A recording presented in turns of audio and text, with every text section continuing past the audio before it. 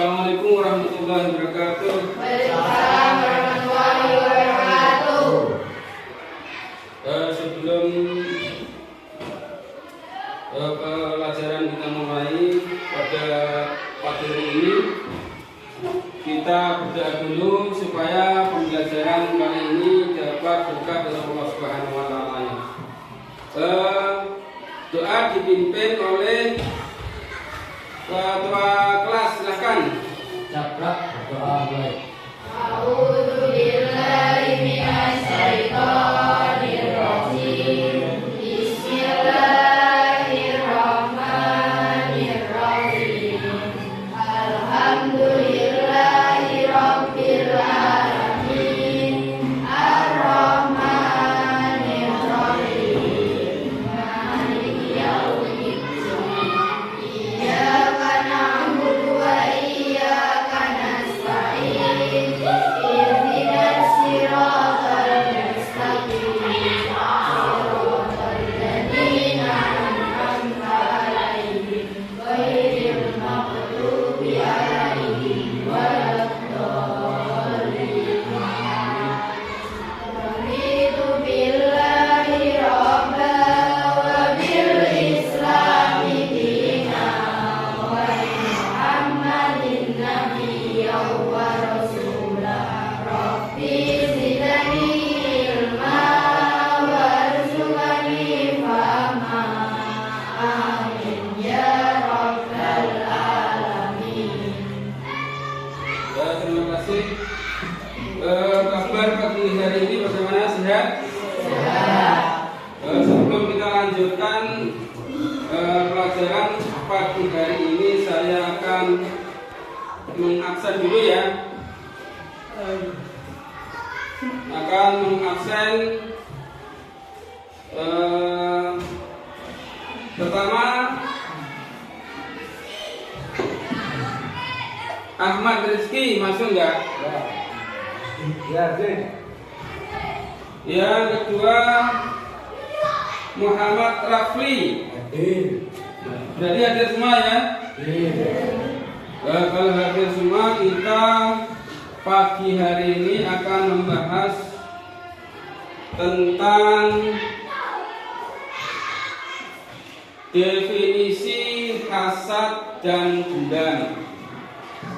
Yang kedua adalah memahami dampak negatif hasad dan dendam serta langkah-langkah untuk menghindari hasad dan dendam. Ya, apa tadi? Materi pada hari ini adalah Hasad dan dendam. definisi hasad dan dendam. Yang kedua adalah memahami dampak negatif hasad dan dendam serta langkah-langkah untuk menghindari hasad dan dendam. Sebelum kita lanjutkan, saya ada satu pertanyaan ya. Apa yang kamu ketahui tentang dampak negatif hasad dan dendam? Apa yang kamu ketahui tentang dampak negatif hasad dan dendam? Apa? Siapa yang tahu? Dampak negatif hasad dulu.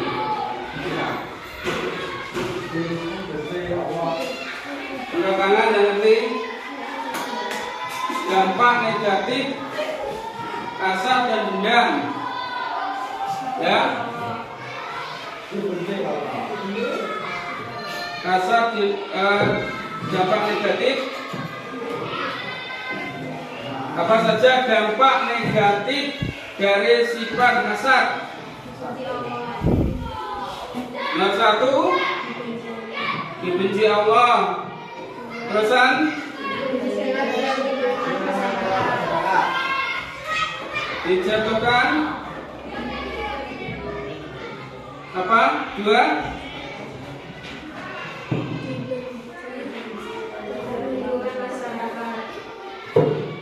Yang ketiga apa? Dampaknya dibaca semua, dampaknya sumber tulis apa? Sumber pelajari. Nah, satu apa tadi?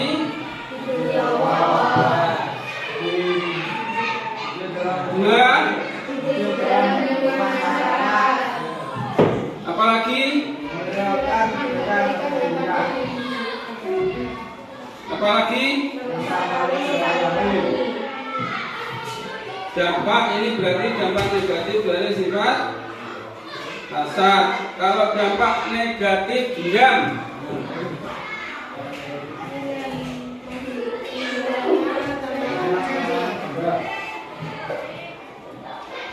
Apa?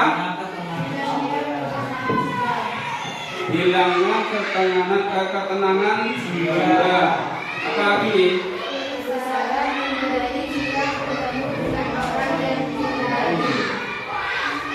Yang ketiga, salah satu pelajaran yang ketiga apa? Apa? Yang ketiga apa? Keras.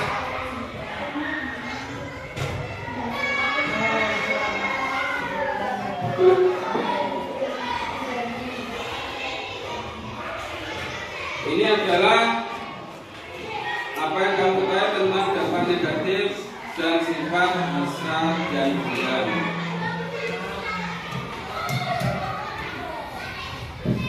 Sebelum kita lakukan, saya ada gambar ya. Kita akan lanjutkan, ini ada gambar.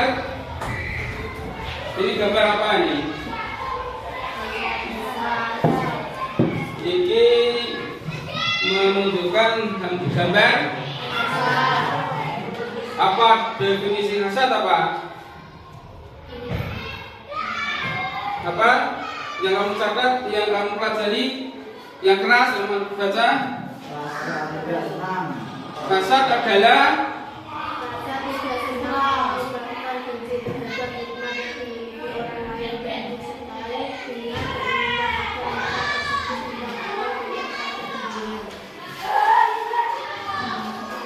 ini berarti gambar tentang sifat hasad. Yang kedua, ini gambar tentang apa nih? Tentang dendam. Ini dendam adalah bukunya dikeluarkan ya, masa dikeluarkan jangan diambil. Bukunya dikeluarkan, catatan yang dikeluarkan, dibaca. Iya, carane nek maca sing kok catatan nek mung pelajari sing dipelajari.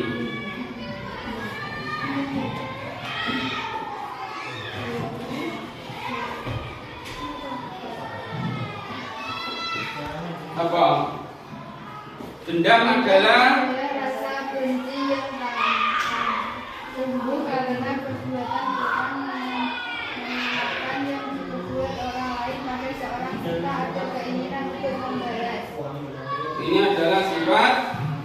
Gambar ini adalah berarti menceritakan tentang dendam. Sangat ya. Sebelum kita lanjutkan adalah gambar tadi. Ini menunjukkan sifat dendam atau sifat apa? Hasad. Hasad adalah rasa tidak senang atau bahkan benci terhadap nikmat yang dimiliki orang lain dan disertai dengan keinginan agar nikmat tersebut hilang dari dirinya. Sifat dendam ada lagi gambar dendam. Dendam adalah rasa benci yang tumbuh karena perbuatan kurang menyenangkan yang diperbuat orang lain pada seorang serta ada keinginan untuk membalasnya. Ini adalah gambar menunjukkan gambar tentang dendam.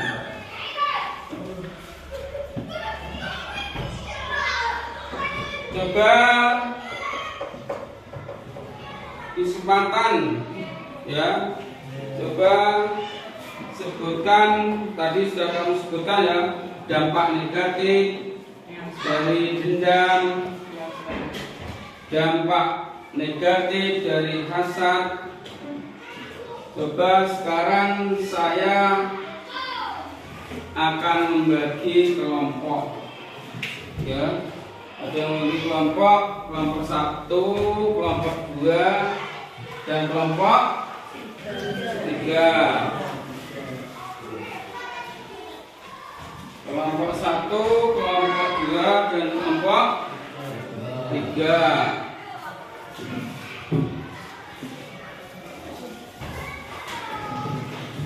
Ini kelompok 1 ya. Kelompok 1.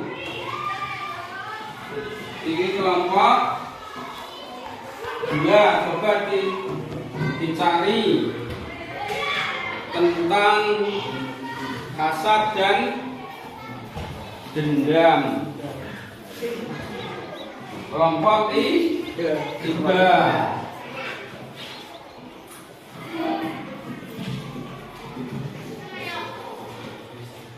Yaitu membahas tentang, di sini pertanyaannya adalah coba sajikan, ditulis ya, didiskusikan dengan teman-temanmu tentang satu kelompok ya, satu kelompok, kelompok 3, kelompok 2, kelompok 1. Coba sajikan kasus nyata. Coba sajikan kasus nyata tentang hasad dan dendam yang terjadi di sekitar Anda, di sekitar siswa ini ya, dengan siswa atau kasus lain atau kasus lain tidak di sekolah. Bagaimana cara mengidentifikasinya kasus tersebut? Kasus ini loh, dendam dan hasad, serta bagaimana cara mencegah masalah tersebut, cara mencegah kasus itu caranya bagaimana? Pertama Pak, kamu disuruh mencari atau membahas di kasus tentang hasad dan dendam, ceritakan. Terusan kalau sudah kamu ceritakan, terusan kamu bagaimana cara untuk mengidentifikasi penyelidikan kasus itu, bagaimana caranya? Kasus itu dendam dan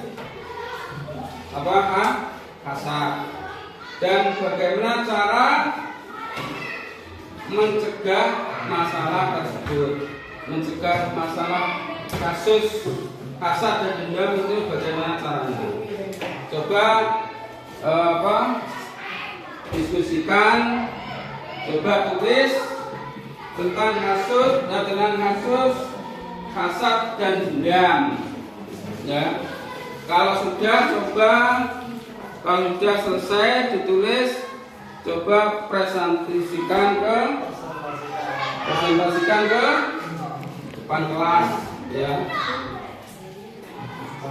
Dipresentasikan satu persatu ke depan kelas. Kelompok 1, kelompok 2, dan kelompok 3. Silakan ditulis atau kalau sudah maju ke depan. Nomor 1 tadi saya bertanya tentang, sudah ya? Sudah ya, coba presentasikan tentang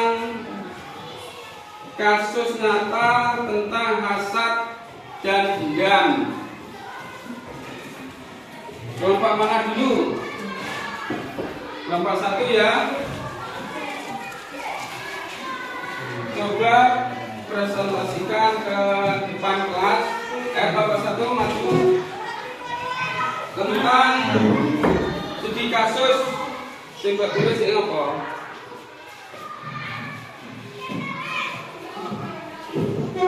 Bercerita tentang apa? Studi kasus tentang hasad dan dendam. Yang keras dengar temannya. Studi kasus tentang hasad dan dendam. 1. Siswa yang bernama Pandi memiliki nilai yang lebih tinggi dari Ruti di kelas. Pandi sering merasa iri dan tidak senang ketika Ruti mendapatkan pujian dari guru. Ia mulai menyebarkan gosip tentang siswa yang bernama Ruti. Ia mengatakan bahwa Ruti hanya beruntung dan tidak berusaha keras. Ia juga berusaha menyambut pekerjaan Ruti, misalnya dengan sengaja memberikan informasi yang salah atau mengacaukan hasil kerja Ruti. Cara mengidentifikasi hasad dan dendam. 1. Mengamati perilaku. A. Menyembunyikan pujian. Siswa yang memiliki hasad atau iri hati cenderung tidak mau memberikan pujian atau pengakuan terhadap keberhasilan orang lain. B. Membicarakan keburukan. Siswa yang memiliki sifat hasad atau iri hati sering membicarakan keburukan atau kekurangan orang lain, bahkan ketika orang lain tidak melakukan kesalahan. 2. Mengumpulkan informasi. A. Membicarakan dengan siswa. Berbicara secara langsung dengan siswa yang menunjukkan perilaku hasad dan dendam untuk memahami penyebab dan perasaan mereka. B. Meminta umpan balik dari teman-teman sekelas atau guru tentang perilaku siswa yang bersangkutan. Cara memecah masalah kasus hasad dan dendam. 1. Edukasi. A. Pentingnya menghargai orang lain. Menjelaskan pentingnya menghargai dan menghormati teman, guru, dan orang lain di lingkungan sekolah. B. Dampak negatif atas hasad dan dendam. Menjelaskan dampak negatif hasad dan dendam baik bagi diri sendiri maupun orang lain. 2. Bantuan psikologi. A. Konseling membantu siswa untuk memahami perasaan mereka dan mengatasinya dengan cara yang positif, tetapi menggunakan terapi untuk membantu siswa mengatasi masalah psikologi yang menyebabkan hasad dan dendam. Langkah-langkahnya bagaimana? Mencegahnya. Cara mencegahnya bagaimana? Cara mencegah masalah kasus hasad dan dendam. Edukasi. Pentingnya menghargai orang lain. Menjelaskan pentingnya menghargai dan menghormati teman, guru, dan orang lain di lingkungan sekolah. 2. Bantuan psikologi. Konseling membantu siswa untuk memahami perasaan mereka dan mengatasinya. Terapi. Menggunakan terapi untuk membantu siswa mengatasi masalah psikologi yang menyebabkan hasad dan dendam. Terima kasih. Sekarang dilanjutkan presentasi yang kelompok 2 membahas tentang apa? Coba sajikan studi kasus. Apa kasusnya apa? Singgung angkat apa? Masalah dendam. Bangker yang keras Pak. Masalah apa? Dendam yang keras.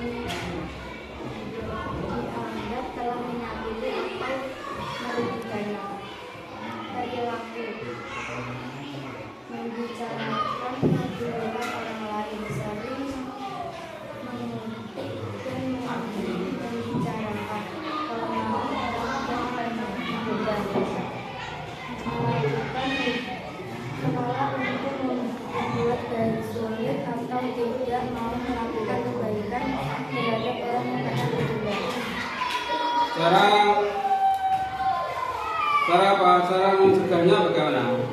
Cara mencegah masalah Kasus apa?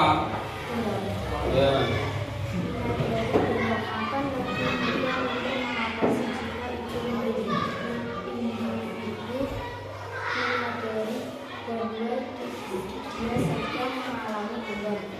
Gerakan untuk kebaikan orang lain berusaha untuk mendoakan kebaikan bagi orang yang diundang, karena individu akan lebih mudah untuk mengamalkan.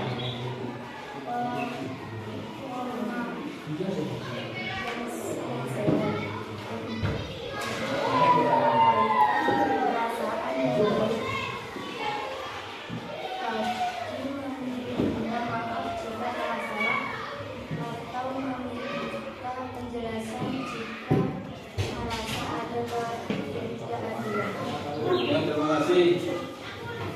Sekarang dilanjutkan presentasi kelompok 3. Maju. Siapa perwakilan Pak?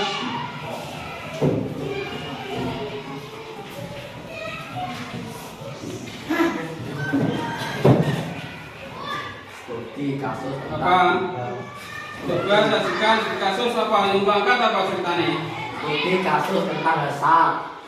Seorang karyawan merasa iri karena rekan kerjanya mendapatkan promosi jabatan, padahal dia merasa lebih kompeten.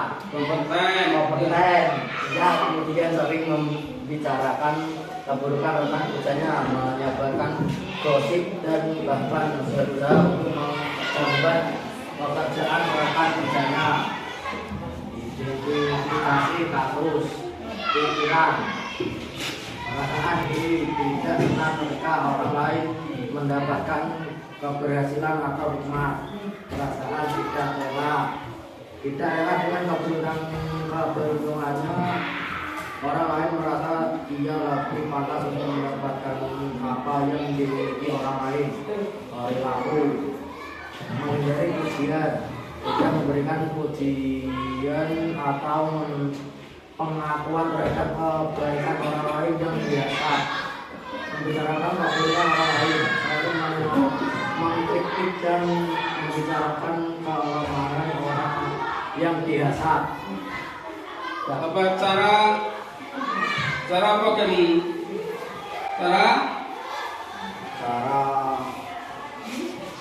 Cara memecahkan tadi apa? Bagaimana apa cara memecahkan kasus? Mengubah cara berpikir, meningkatkan rasa syukur, menyadari bahwa setiap nikmat yang diterima adalah anugerah Allah, menghindari perbuatan buruk, menahan diri dari perilaku yang membahayakan orang lain seperti menyebar gosip, mencari hal positif, berusaha untuk mencari hal positif dari keberhasilan orang lain, misalnya belajar dari keberhasilan mereka atau merasa senang karena orang lain bahagia. Siapa? Terima kasih. Tadi sudah mempresentasikan satu persatu tentang apa? Hasad dan dendam. Sebelum kita tutup ya pelajaran kali ini, coba saya mau tanya ya,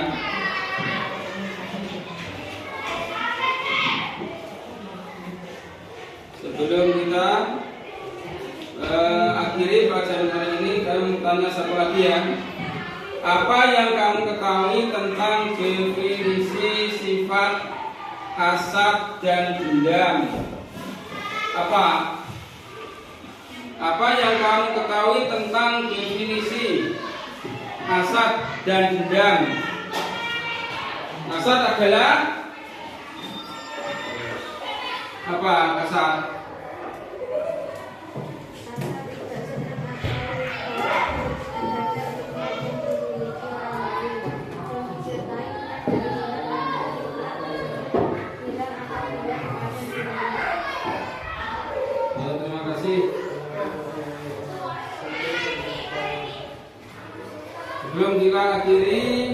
pada pembelajaran kali ini saya mau tanya, ya.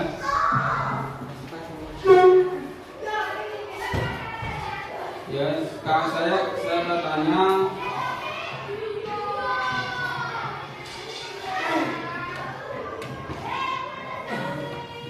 tentang hasad dan dendam.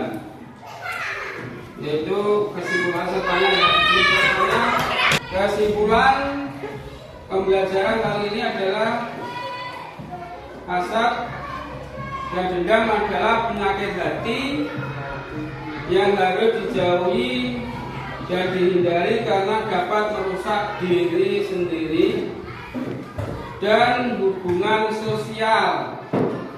Dengan menghindari hasad dan dendam, seseorang dapat menciptakan lingkungan yang harmonis dan penuh perdamaian. Cara menghindari hasad dan dendam adalah dengan meningkatkan rasa syukur kepada Allah, memaafkan orang lain, fokus pada diri sendiri dan mendekatkan diri kepada Allah. Apa yang kamu rasakan ya setelah mengikuti pelajaran hari ini?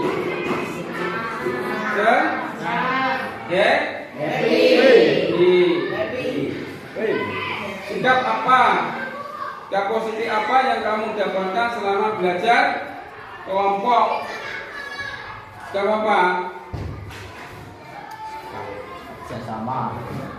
Kerjasama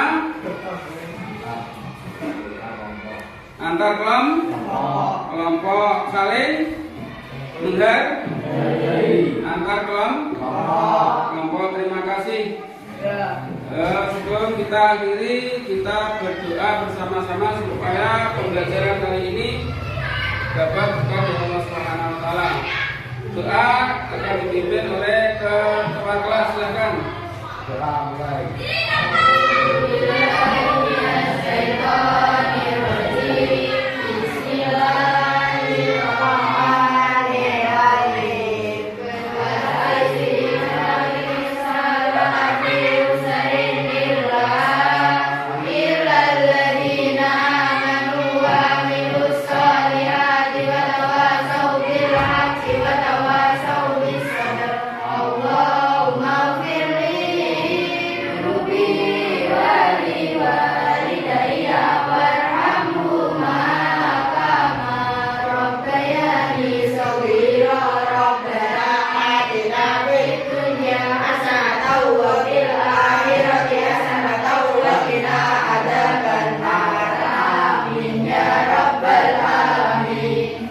Terima kasih. Assalamualaikum warahmatullahi wabarakatuh.